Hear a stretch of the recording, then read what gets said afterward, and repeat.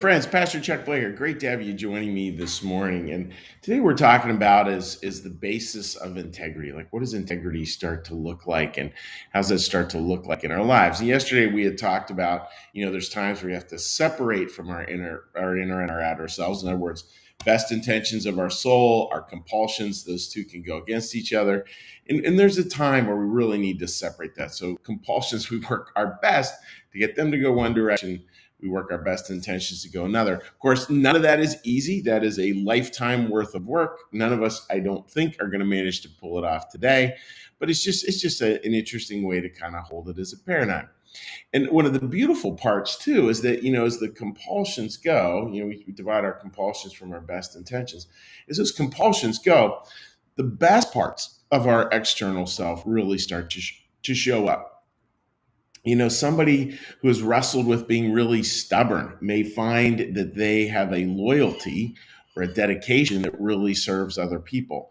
Somebody who has an issue with anger may find out that they're able to develop a deep passion around the things that they care about and the areas where they feel that the Lord is calling them to serve. It's where the negative stuff is kind of gone, and the beating heart that is lower down within it in the outer self starts to shine forth. And that's where I think where we really start to see beauty shine through. And just play this game with me for a second, just a little thought experiment. Think for yourself of a quality of yours that you wrestle with. Again, we could take anger as an example. Think about that anger and then just try to go a little bit deeper. What is it about the anger? What is it when you go down to a deep level? What is a positive thing that could, at times, not all the time, but could at times be driving it? A lot of times that could be love or passion for a certain thing, or a sense of justice, or a desire to make a difference in the world, whatever that might be. And now imagine your internal self and your external self sewing those pieces together. And that's where we really get a chance to see what it looks like when beauty shines through. Here's just a little piece from Christian New Church theology about that.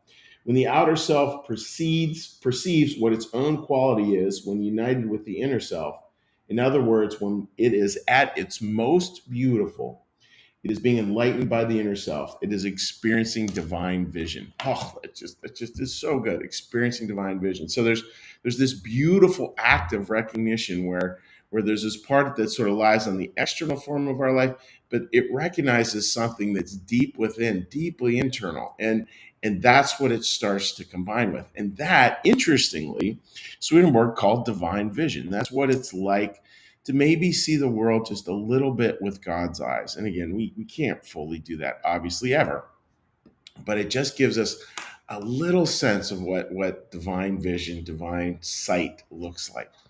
So, friends, the thought for today here is pretty darn straightforward, which is, let's take a look at these things and let's try to really have a sense of how we can sew these things together, how we can find the best qualities in our outer self and allow the inner self, those best intentions, to kind of flow in and through that, and watch the miracles that happen. And you know what those things are, and just take a little breath, let God speak to you a little bit, give you a little sense of what those are and how you can live them out into your day. So that's my thought for today. And what we're going to do now is we're going to do a little meditation, a little prayer, a little blessing, and then we'll close with saying hello to folks on social media. So with that, friends, let's ring our little bell here and just get a little breath.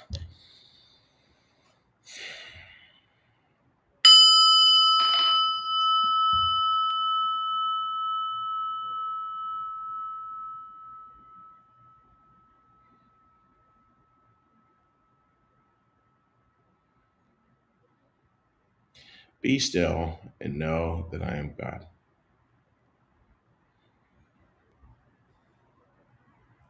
Be still and know that I am.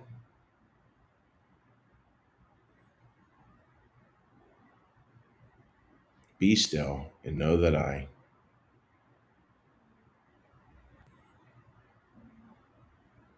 Be still and know that.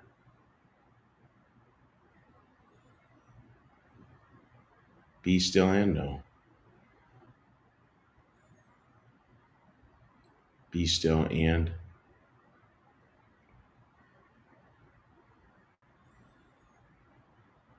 be still.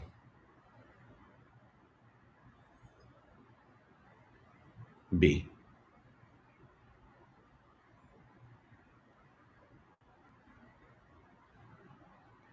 Our Father, who art in the heavens, hallowed be thy name. Thy kingdom come, thy will be done, as in heaven, so upon the earth. Give us this day our daily bread, and forgive us our debts, as we also forgive our debtors. And lead us not into temptation, but deliver us from evil. For thine is the kingdom, and the power, and the glory forever. Amen. May the Lord bless you and keep you.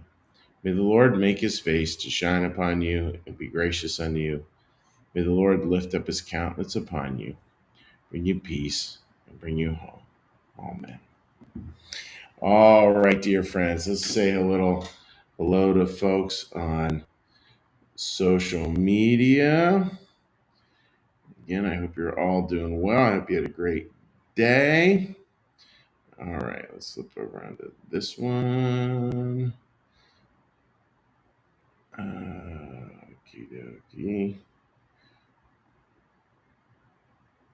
All right, number short comments over here. All right, Melissa, good morning, Commerce. Thank you for this thought. Have a great day. And same to you, Melissa. Great to see you guys last night. And it is kind of fun just when we have those moments of integrity, right? Because we can get so lost in the binary. And it's interesting because for a lot of folks, even their really hard qualities, often, not always, but often I imagine for most of us, there's something good underneath it. It's like that old thing, what is a cynic, but your most idealistic friend who's disappointed. So there you go. Gene, happy birth, or excuse me, not happy birthday, happy day to you as well. There you go. Marcus, good morning to you, and I hope you're doing well, buddy.